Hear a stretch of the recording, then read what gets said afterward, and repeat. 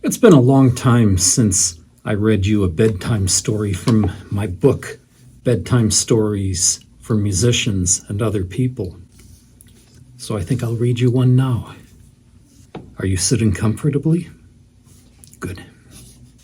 The first story in the book is called Kinds and Kinds of Creativity, and it's part 1 is called The Rock Star's Bruised Ego.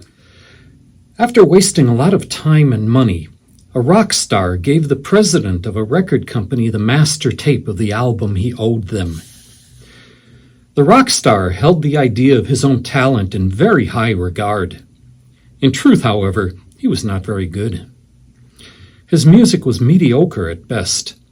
The only redeeming quality of his music and career was the rock star's willingness to act and speak outrageously in public. He was very good at drawing attention to himself and insisted upon doing so at every conceivable opportunity. It was how he compensated for his lack of musical talent. Ironically, it produced his most lucrative earning capabilities.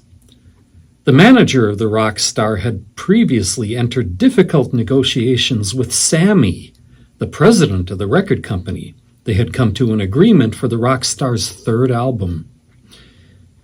Sammy sat in his office with the rock star and listened to the album.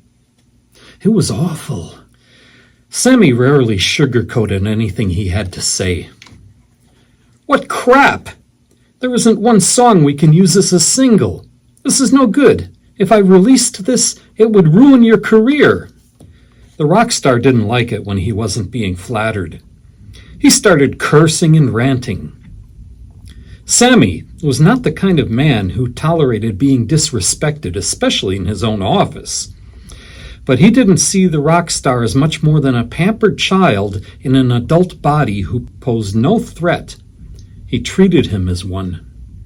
The rock star continued his tantrum, validating Sammy's low opinion of him.